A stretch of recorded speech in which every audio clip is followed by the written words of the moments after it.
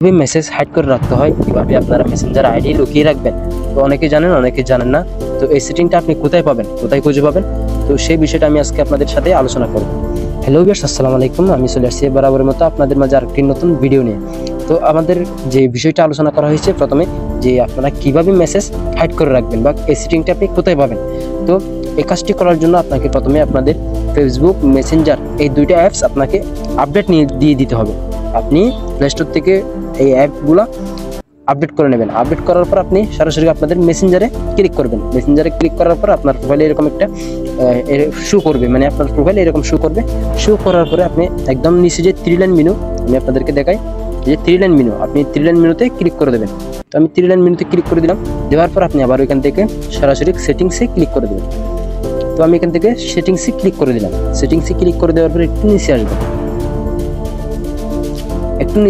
আসার পরে আপনি সরাসরি এখান থেকে একদম এই অপশনটাতে ক্লিক করে দেবেন।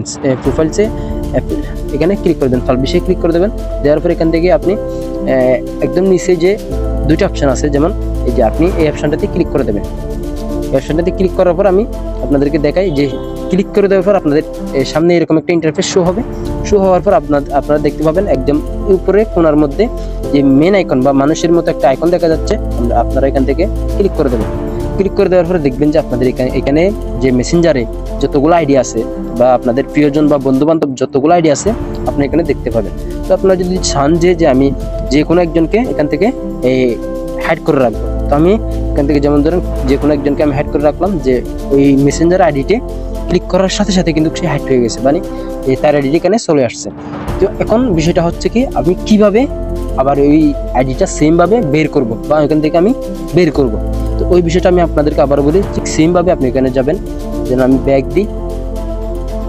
তো ব্যাক আসার পর আপনি সিম্পলি আবারও 3 লাইন মেনুতে ক্লিক করবেন, আবার সেটিংসে ক্লিক করবেন। সেটিংসে ক্লিক করার পর আবার ওই সেম জায়গায় আপনি ক্লিক করবেন।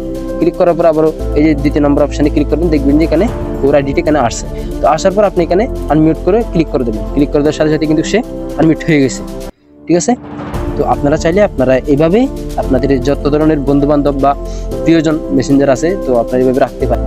তো ভিউয়ার্স, আপনাদের যদি আমার ভিডিওটা একটু উপকারিতা মনে হয় তাহলে অবশ্যই আমার চ্যানেলটি সাবস্ক্রাইব করবেন, একটা লাইক দিয়ে পাশে থাকবেন সবসময়। তো ভালো থাকবেন, সুস্থ থাকবেন, আল্লাহ হাফিজ।